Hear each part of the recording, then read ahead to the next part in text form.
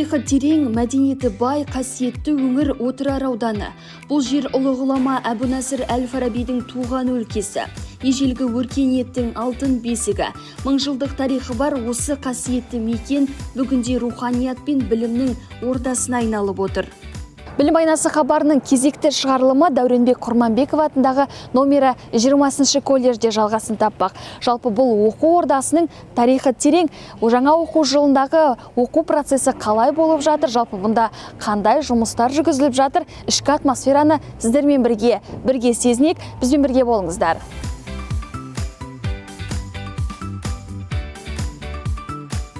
Дәуренбек Құрманбек атындағы номері 20-шы колледж Отырар ауданында орналасқан білім ордасы. Колледжде қазіргі таңда шамамен 500 студент білім алуда. Ал оларға сапалы білім алуын қамтамасыз ету үшін 110 тәжірибелі ұстаз еңбек етуде. Оқу ордасының тарихы 40 жылға жуық. Бұл колледжді ауданның білім беру саласындағы маңызды орталығына айналдырған. Уақыт өте келе колледж тек кәсіби білім берумен шектелмей, студенттердің шығармашылық және жеке тұлғалық дамуына ерекше мән беріп келеді. Мынау колледжде биылғы жылы жұмысшы мамандықтар жылы деп аталып жатыр ғой. Жұмысшы мамандықтар жылы деп аталғаннан кейін біздің қазіргі таңда осы колледждің несі 40 жылдық тарихы бар, 534 оқушысы бар, 110-ға тарта қызметкерлері бар. Бұл жерде колледжде біріншіден жатақханамен қамтылған, 120 бала жатақханада жатады. Осы жерде 4 корпустан тұрады. Оқу корпусы, әкімшілік корпусы, жатақхана, онан кейін үлкен шеберхана бар бұл жерде. Материалдық техникалық базасы бар. Және осы биыл жұмысшы мамандықтар жылы деп жарияланғаннан кейін мен осы жерде орналасқан Заречный, Казатомпром Заречный деген компаниясы бар. Сол компанияның басшыларымен кеше келіссөз жүргізіп меморандумға отырдық. Меморандумның аясы дуальды оқыту жүйесін қамту және оқушылармен экскурсия ұйымдастыру, сондай-ақ ол кісілердің материалдық техникалық базаны нығайту мақсатында осы біздің колледжге инвестор ретінде тарту мақсатында, сондай-ақ практикадан өткізу мақсатында біз Заречный менен договорға отырып, меморандумға отырып жұмысты бастадық. Кеше ол кісілер материалдық техникалық базаны нығайту мақсатында 6 компьютер менен 4 принтер менен қамтамасыз етті. Және осы оқу жылының, оқу емес, осы биылғы жылдың аяғына дейін тағы да біраз материалдық база менен қамтамасыз етеміз деп келістік ол кісілермен. Енді өздеріңіз білесіздер, Отырар ауданында мақта өндірісімен айналысатын болғандықтан кеше ауданның басшылығыменен келісе отырып, осы жерде Қытай компаниясы, Қазақ-Қытай компаниясы бар, сол жермен де меморандумға отырсақ деген ниетіміз бар. Өйткені біз сол меморандумның аясында жаңадан сұранысқа ие мамандықтар ашсақ деген ниетіміз бар. Агрономия және бұл жерде мал шаруашылығы болғандықтан ветеринария деген мамандықтарға қазір сұраныс дайындадық. Лицензиямызды алсақ, құдай қаласа келесі жылы біз 40 жылдықтың, біздің колледжге 40 жыл болады екен осы жұмыс жасап келатқанына, соның аясында біз жаңа мамандықтармен толықсақ деген ниетіміз бар. Бізде ауыл шаруашылық бағыты бойынша білім береміз. Бізде жалпы ыстық тамақ, бір мезгіл ыстық тамақпен қамтылған асханамыз бар, 120 орынға арналған асханамыз бар. Бұл жерде студенттерді стипендиямен қамту пайызы 80%-ды құрайды қазір таңда. Ақылы бөлімде де оқитындар бар, иә? Жоқ, ақылы бөлім жоқ, тек грантпен. Он айлық курс бойынша қанша студент оқып жатыр? 10 айлық курс бойынша бізде қазір 9 студент оқиды, 225 бала, 9 группа оқиды, 225 бала 10 айлық курспен, 10 айлықпен оқып атқан жағдай бар. Жалпы белсенділер қалай сабаққа қатысып? Сабаққа өте жақсы қатысады, қазір өздеріңіз көресіздер.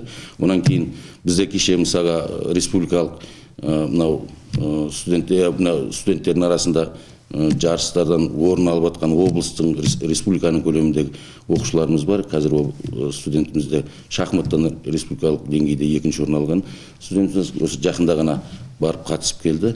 Жалпы мен енді жаңадан келгеннен кейін әлде де мынау материальный базаны аралау барысында, студенттердің сабаққа қатысу барысында азандаса ерте сағат сол 8-8:30 жобасында келем. Сөйтіп студенттермен сұхбаттасам өзімде бұл жердегі нәрселермен. Онан кейін мынау оқытылып жатқан бағытты, мынау қазіргі таңда сұранысқа ие мамандар дайындау деген нәрсе бар ғой. Сол мәселе бойынша да жұмыс жасап жатырмын. Кеше бұл жердегі нәрсе сол меморандумның аясында жұмыспен қамту деген нәрсе ең бірінші нәрсе ғой. Қазір мысалы біз бітіргізіп жатқан биыл мысалға 250 бала студентіміз бітіреді. Олардың жұмысқа орналасу деген нәрсе бар. Ол бірінші кезектегі нәрсе. Сол бойынша қазір меморандумға отырған компанияларымызбенен келіссөздер жүріп жатыр. Өйткені бізді бітіріп ол жерде мысалы дуальды оқыту жүйесі бойынша болсын, не болмаса практикадан өткізу барысында сол жерде дұрыс көзге көрінген студенттерді жұмысқа қамтиды деп меморандумда көрсетіліп сөйтіп келіскенбіз. Ал енді мынау бұл жерге келгеннен кейін мынау бірінші өздеріңіз көрдіңіздер ғой, ғимаратымыздың жай жапсарын жалпы біз Құдай қаласа осы немізді бар күш-жігерімді салып осы колледждің абыройын асқақтату барысында және мынау материалдық техникалық базаны нығайту барысында жұмыс жасайтын боламын. Оқу ордасында білікті мамандар жеткілікті, студенттер де өздерінің шығармашылық және кәсіби қабілеттерін дамытуға ынталы. Осы колледжде жұмыс жасап жатқаныма 15 жылдан астам уақыт болды. Біздің мамандығымыз автокөлікте техника қызмет көрсету және жөндеу. Бұлда біздің мақсатымыз бұл жердегі жұмысымыз білім алушыларға осы техниканың қыр-сырын, жөндеу жұмыстарының орындалуын, тәртібін соны үйретеміз. Теорияда алған білімдерін осы өндірістік сабақта келіп, соны ұштастырады. Мынау енді біздің мақсатымыз мынау заманға талабына сай мамандар дайындау. Мынау қазіргі білесіздер заманауи жаңадан шығып жатқан технологиялар бар, соларды меңгеруді үлесімізді қоссақ деп жатырмыз. Мынау енді біздің колледждің мақсаты жұмысшы мамандықтарды дайындау. Соған байланысты осы біз өндіріс сабақты аптасына 3 күн өтеміз. Мысалы, дүйсенбі, сейсенбі, немесе бейсенбі. Сондағы біздің мақсатымыз осы жұмыстарды, жөндеу жұмыстарын жүргізу. Мынау енді біздің колледжіміздің қасымызда тұрғанымыз мынау автокөліктердің доңғалақтарын геометриялық теңестіру деп аталады. Былайша айтқанда развал-схождение деп жатады. Соны енді біз балдарға қалай жұмыс жасайтын, қалай развал-схождениені қоятын, сол мақсатта жұмыс жасап жатырмыз қазір. Одан кейін мына бізде тағы доңғалақты теңестіру дейді, балансировка деген жұмыс жасаймыз. Вулканизацияларды қолға алып қосып жатырмыз. Мынау енді қыстың сезонына байланысты қазір доңғалақ ауыстыру жұмыстары жүріп жатыр. Соған енді осы оқушыларды, білім алушыларды үйретіп, қыр-сырымен таныстырсақ па деген мақсатта осы сабақтың жұмыстарын жүргізіп жатырмыз.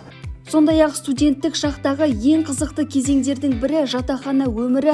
Колледж студенттері толыққанды жатақханаға орналасқан, мұнда барлық қажетті жағдайлар жасалған. Жайлы орта, оқу орны, қолайлы орта және әлеуметтік мәдени өмірді дамытуға мүмкіндік бар.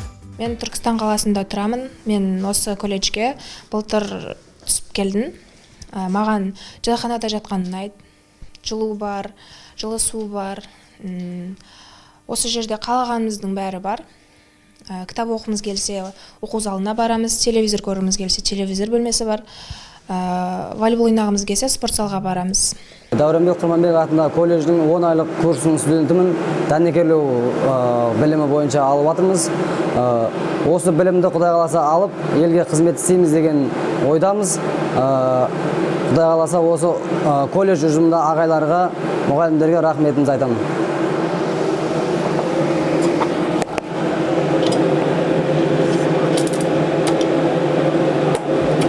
Жаңа басшы қызметке кіріскелі бері колледжде жаңа тыныс ашылды. Студенттердің оқу бітіргеннен кейінде жағдайлары қарастырылып, ауданда орналасқан ірі кәсіпорындарының бірімен меморандумға қол қойылды.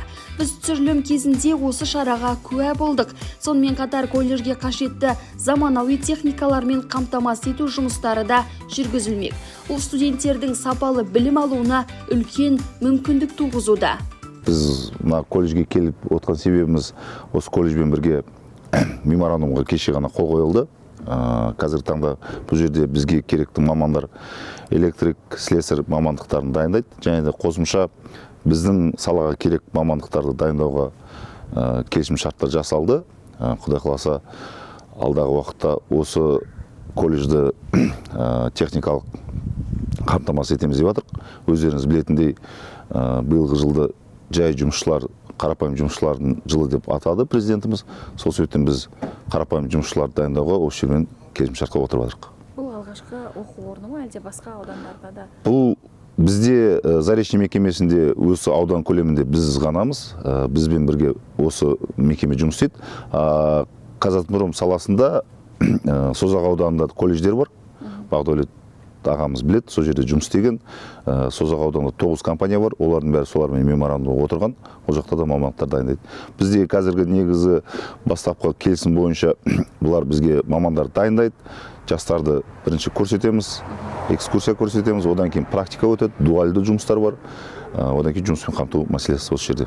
Білім мен еңбек тоғысқан мекен Дәуренбек Құрманбеков атындағы колледж. Мұндағы әр күн жаңа мүмкіндік, әрбір студент елдің ертеңгі тірегі. Мұны сіздерге бағдарлама барысында көрсете алдық деген ойдамыз. Сіздермен бірге білім айнасы. Аман сау болыңыздар.